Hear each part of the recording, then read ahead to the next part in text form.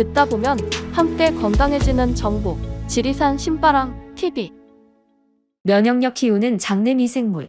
저자 명예 한의학 박사 김세현. 백혈구 파워를 키우는 효소.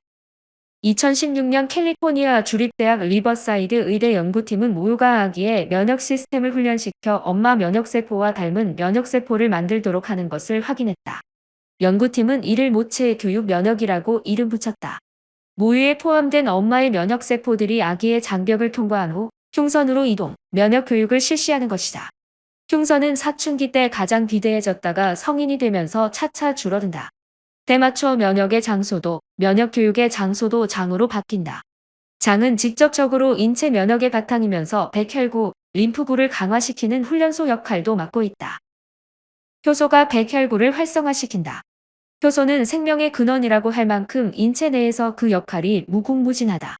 먹고, 소화시키고, 자고, 일어나고, 자식 낳고, 몸을 치료하고, 이 모든 일에 효소가 관여한다.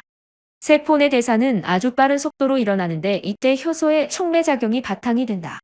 면역의 최후 보루인 백혈구 역시 효소에 의해 활성화된다.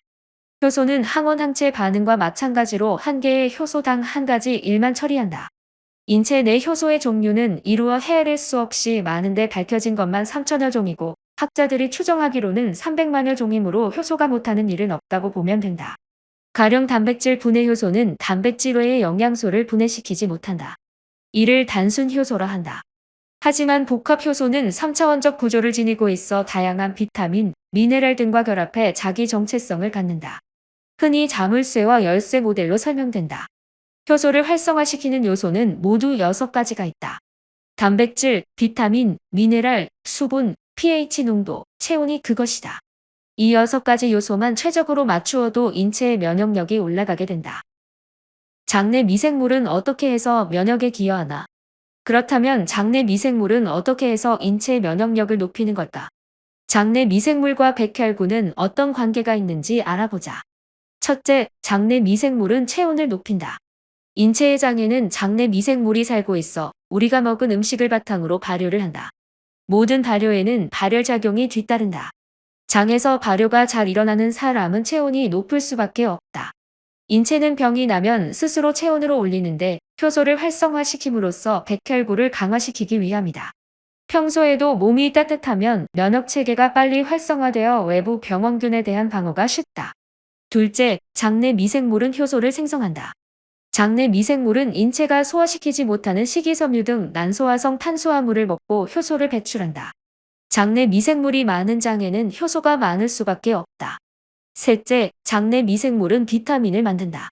비타민은 조효소의 일종으로 그 자체로는 별다른 능력이 없고 효소와 결합하고 난 뒤에야 자기 능력을 갖게 된다. 장내 미생물은 장에서 비타민 K, 비타민 B12 같은 비타민을 생성한다. 이 비타민이 장내 효소와 결합해 비타민 B가 대표적으로 역할하는 혈액 응고, 비타민 B12가 역할하는 적혈구 조성 등의 역할을 하게 되는 것이다. 넷째, 장내 미생물은 간의 부담을 줄여준다. 장내 유해균의 숫자보다 유익균의 숫자가 많으면 장내 환경이 좋을 수밖에 없다. 장내 환경이 좋으면 면역, 해독 작용이 순조롭다. 간이 받는 부담이 줄어들게 된다. 다섯째, 장내 미생물은 백혈구의 부담을 줄여준다. 간의 부담이 줄면 백혈구가 받는 부담도 자연히 줄어들게 된다. 젊은 친구들이 사이토카인 폭풍으로 인해 생사를 넘나드는 것은 면역계가 지나치게 활성화되었기 때문이다. 백혈구가 안정되면 사이토카인이 폭발적으로 증가하는 일이 일어나지 않게 된다. 면역력을 떨어뜨리는 생활습관. 평상시 생활을 어떻게 하느냐에 따라 건강인으로 살지, 반건강인으로 살지 결판이 난다. 체내 효소를 활성화시키고 면역력을 높이려면 생활 속에서 건강 10계명만 지켜도 충분하다. 건강 10계명은 내가 책을 낼 때마다 강조하는 항목으로 이 책 뒤쪽에 가면 자세하게 나와 있다. 건강 10계명을 지키지 않으면 체내 효소가 자기 일을 하지 못해 면역력이 떨어지는데 그런 사람들의 생활 습관은 대체로 다음과 같다. 첫째, 면역력이 낮은 사람은 흉식 호흡을 한다. 가슴을 올렸다 내렸다 하는 호흡은 숨이 짧아 체내 산소 공급에 지장이 있다. 반면 배를 움직이는 복식 호흡은 숨이 깊을 뿐만 아니라 장을 자극해 장의 연동 운동에 좋은 영향을 미친다. 장의 연동 운동이 원활하면 장내 환경이 좋아져 면역력 증강에 도움이 된다. 둘째, 면역력이 낮은 사람은 물을 잘 마시지 않는다. 수분을 적절하게 섭취하면 혈류의 흐름에 좋은 영향을 미칠 뿐만 아니라 체내 노폐물을 제거하고 세포를 탱탱하게 만드는 효과가 있다. 셋째, 면역력이 낮은 사람은 햇빛을 잘 쐬지 않는다. 하루 30분가량 일광욕을 하면 백혈구와 대식세포를 증강시켜 각종 감염에 대한 저항력을 길러준다. 셋째, 면역력이 낮은 사람은 햇빛을 잘 쐬지 않는다. 하루 30분가량 일광욕을 하면 백혈구와 대식세포를 증강시켜 각종 감염에 대한 저항력을 길러준다. 넷째, 면역력이 낮은 사람은 편식을 한다. 특히 가공식품에 든 방부제는 장내 미생물을 죽여 장내 환경을 나쁘게 만든다. 평소 자연식을 생활화돼 비타민, 미네랄을 고려해 다양한 종류를 섭취해야 한다. 다섯째, 면역력이 낮은 사람은 운동을 하지 않는다. 적절한 운동을 통해 근육량을 유지해야 건강하다. 근육은 인체의 보일러로 체온을 올려주는 효과가 있다. 체온은 효소를 활성화시켜 백혈구 파워를 강화시켜준다. 여섯째, 면역력이 낮은 사람은 과로를 한다. 휴식만큼 면역력에 즉각적으로 도움이 되는 것도 없다.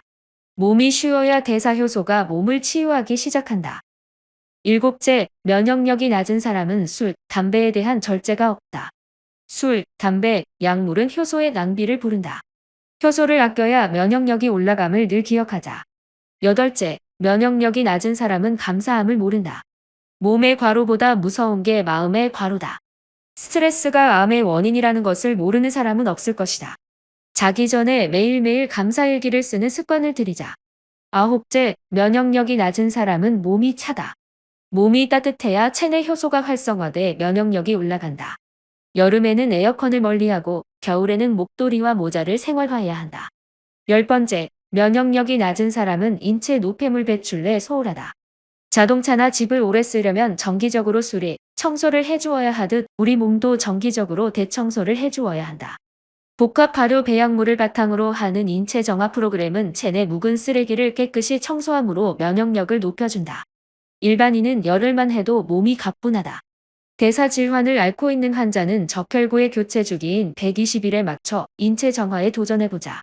새 몸을 얻은 것처럼 활력이 생길 것이다. 공유할수록 함께 건강해지는 채널. 구독과 좋아요는 영상 제작에 많은 힘이 됩니다. 다음에 또 만나요.